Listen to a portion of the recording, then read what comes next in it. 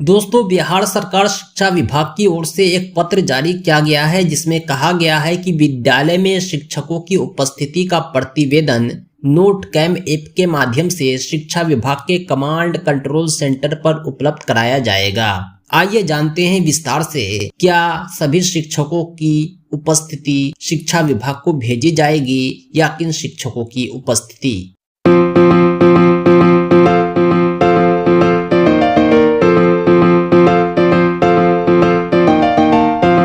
पत्र में कहा गया है कि जिले के द्वारा विद्यालय समय से खुले, सभी शिक्षक एवं बच्चे समय पर विद्यालय आए, इसके लिए लगातार विद्यालयों का प्रखंड स्तर से राज्य स्तर से पदाधिकारियों के द्वारा लगातार नोट कैम ऐप के माध्यम से निरीक्षण किया जा रहा है, जिसकी समीक्षा विभाग की ओर से प्रतिदिन की जा रही है।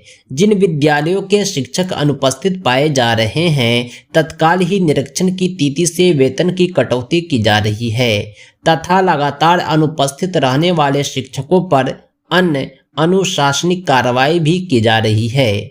इसके अच्छे परिणाम देखने को मिल रहे हैं। फलतः विद्यालय में शिक्षकों की उपस्थिति विद्यालय अवधि तक पाई जा रही है तथा बच्चों की उपस्थिति भी सतत बढ़ती जा रही है।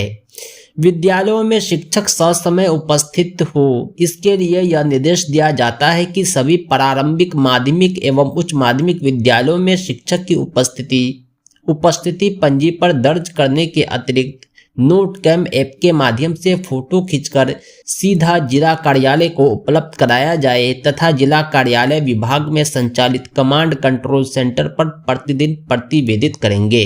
दोस्तों, नोट कैम ऐप आप प्ले स्टोर से डाउनलोड कर सकते हैं। इसी नोट कैम ऐप के माध्यम से आपको फोटो खींच करके शेयर करना है, जिसमें संशोधन का कोई ऑप्शन नहीं होता है और पूरी पारदर्शिता बनी रहती है। इसलिए शिक्षा विभाग द्वारा इसी नोट कैम ऐप के प्रयोग का आदेश दिया गया है। दोस्तों, इसी तरह के विभागीय अपडेट के लिए हमारे YouTube चैनल को सब्सक्राइब करें।